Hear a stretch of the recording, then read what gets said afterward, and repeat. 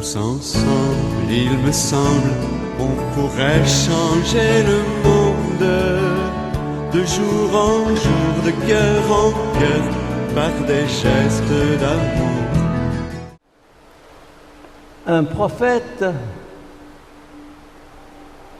c'est quelqu'un sur qui Dieu a mis la main. Un prophète, c'est quelqu'un en qui l'Esprit de Dieu a pris possession. C'est quelqu'un qui brûle d'un feu qu'il ne peut pas éteindre. Un prophète ne parle pas parce qu'il a décidé dans sa chambre qu'il devra parler. Un prophète est quelqu'un qui est possédé par Dieu comme quelqu'un est possédé du diable, possédé par l'esprit. C'est plus fort que lui. C'est plus fort que lui. Aujourd'hui, dans cette première lecture de Jérémie,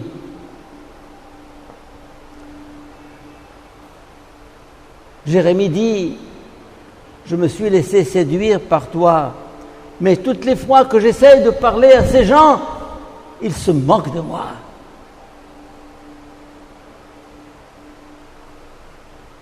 La parole du Seigneur attire sur moi l'injure et la moquerie. Alors qu'est-ce qu'il fait? Il se dit « Je vais me taire, fini, ça suffit. »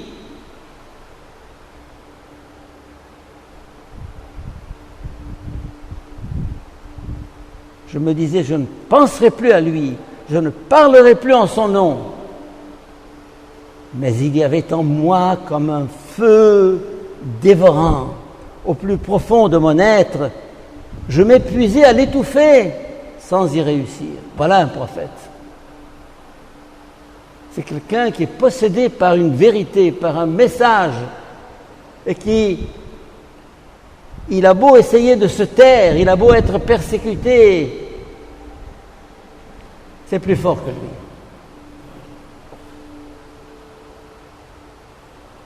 Il arrive des moments où il se dit, ça suffit. Rappelez-vous le prophète Élie, lui aussi.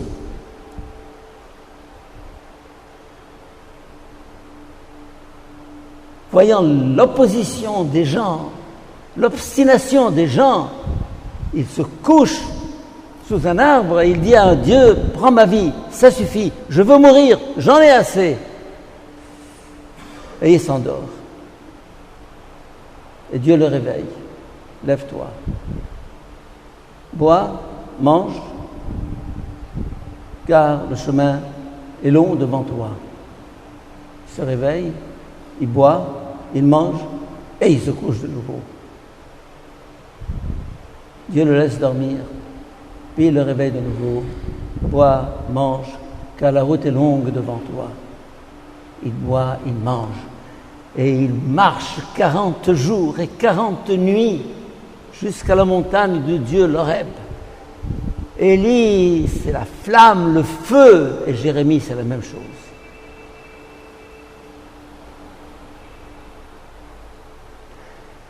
Devant des situations, on ne peut pas rester passif, neutre, spectateur.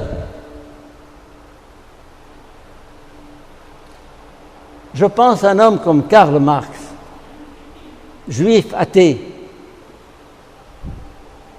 En Angleterre, il va dans les grandes usines de Manchester, Liverpool, et il voit des enfants souffler du verre à longueur de journée pour gagner quelques pennies, quelques pence.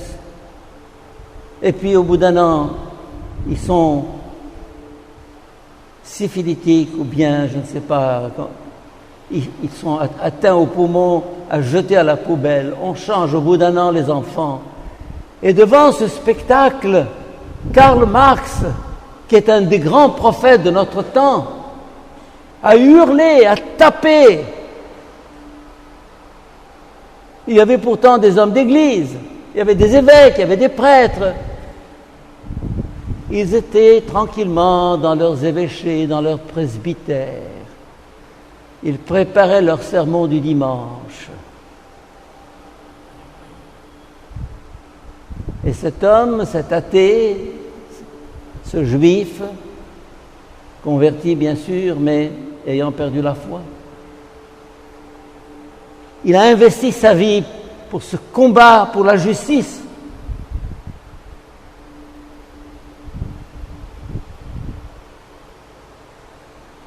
Nous avons tous reçu l'esprit de prophétie au baptême, à la confirmation.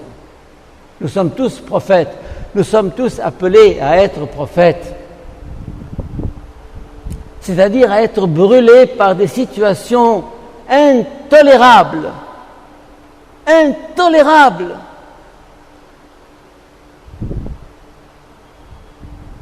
Quand on voit ce qui se passe en Irak et en Syrie,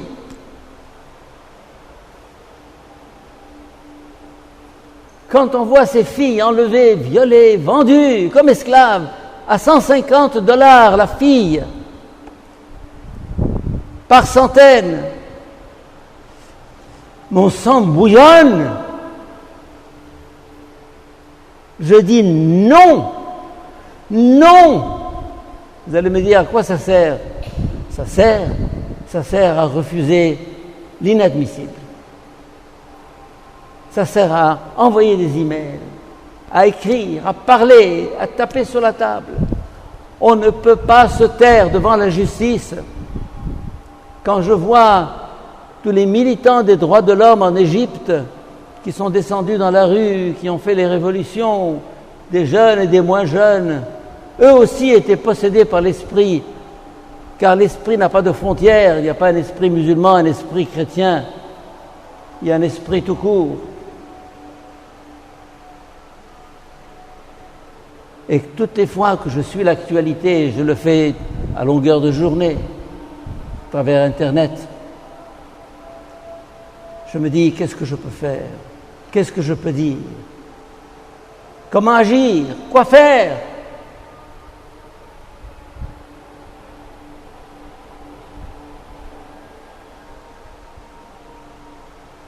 Dans la deuxième lecture, Saint Paul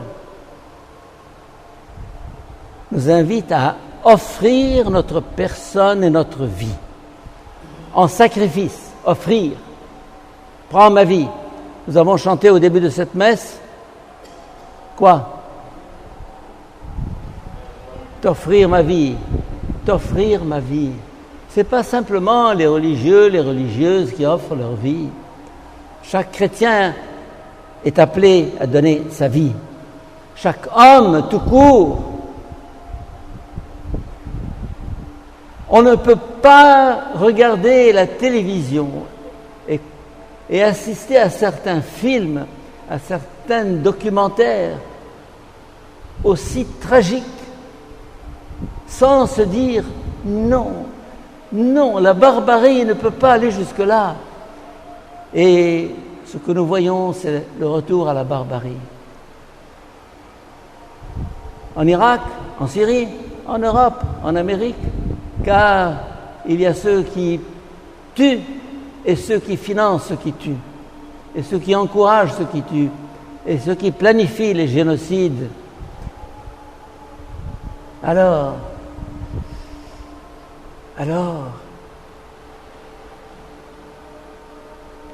tous prophètes, chacun, chacune de nous est appelé à être prophète, à se révolter,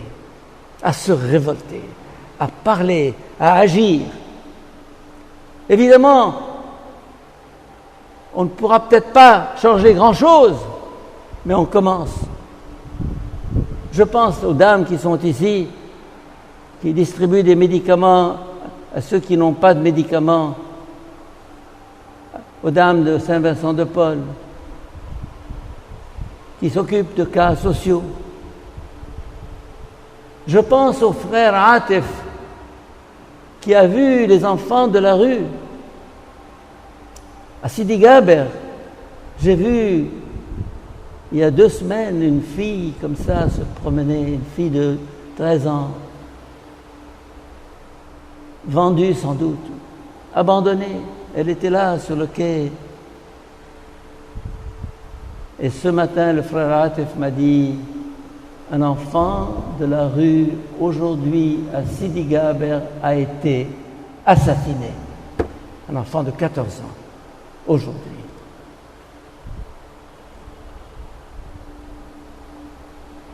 Et une fille qui s'appelle Caroline. C'est elle qui a commencé. C'est pas le frère Atef. C'est elle qui a vu ses enfants et a dit, il faut faire quelque chose. Elle n'avait rien. Pas une piastre, pas un sou. Et elle a fait un mouvement qui s'appelle Art et Vie, où ses enfants, vous les verrez tous les jours ici en train de jouer sous nos fenêtres, des enfants de 8, 10, 12, 13 ans. Comment les former par le théâtre, comment leur permet d'exprimer tout ce qu'ils vivent à travers l'art dramatique, le jeu scénique. Elle a inventé ça. Qui lui a dit? Personne! Personne! Personne ne lui a dit, occupe-toi de ses enfants. Et quand elle a vu ça, elle a dit, je ne peux pas me taire, je dois faire quelque chose. Elle a inventé. Et encore hier, elle me disait, j'ai besoin de 22 000 livres pour terminer l'année avec ses enfants. Je lui dis, je vais te les trouver, on va voir. Il ne faut pas que l'action s'arrête pour une question d'argent.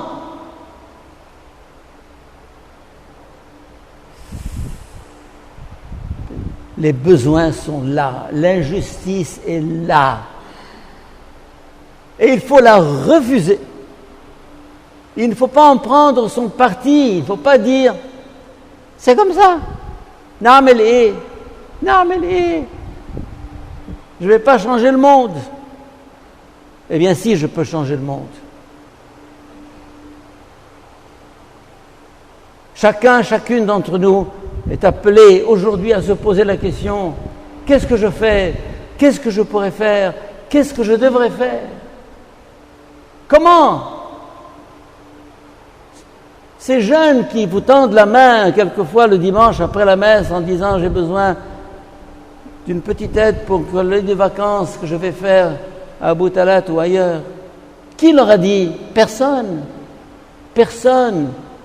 Eux se sentent concernés et ils s'engagent. Et l'évangile d'aujourd'hui nous dit quoi? Que sert à l'homme de gagner l'univers s'il perd son âme? Que sert à l'homme de gagner l'univers s'il perd son âme? Il n'y a pas un instant à perdre, il n'y a pas un moment à perdre, il n'y a pas une minute à perdre. Le monde est en train de brûler, de s'écrouler. Nous avons échappé à la catastrophe en Égypte, mais d'autres pays la vivent. Et cette même catastrophe est en train de planer sur l'Europe et l'Occident. Bientôt, vous verrez là-bas.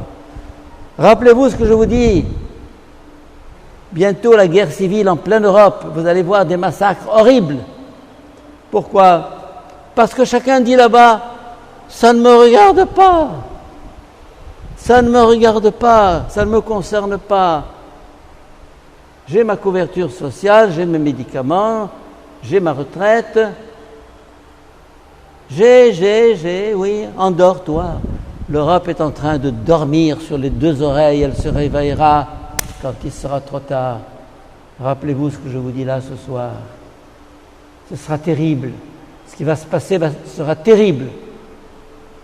Avant qu'il ne soit terrible, il faut se réveiller. Il faut se dire quoi faire, comment agir. Un email répercuté à 30, 50, 100 personnes peut changer, peut aider les gens à voir clair, à ouvrir les yeux. Et là, il nous est demandé quoi? De nous engager. De nous engager. Oui. De dire, je m'engage. De réagir un peu comme Marx, en disant, je ne peux pas supporter ça. Je me révolte. je m'insurge. Le plus grand mouvement des 19e et 20e siècles tient à cet homme, Karl Marx. Il a dévié avec le communisme, bien sûr, mais tous les principes de justice sociale et d'égalité qu'il proclamait ont fait leur chemin, mais ça recule. Alors, je n'ai pas de réponse à vous apporter, je n'ai pas de formule à vous proposer, je n'ai rien que de lancer ce cri. Et il faudrait que ce que Jérémie vivait, ce que Jérémie disait au plus profond de mon être, il y avait comme un feu dévorant. Je m'épuisais à le maîtriser sans y réussir. Amen. Tous ensemble, il me semble, on pourrait changer le monde en changeant tout d'abord son cœur.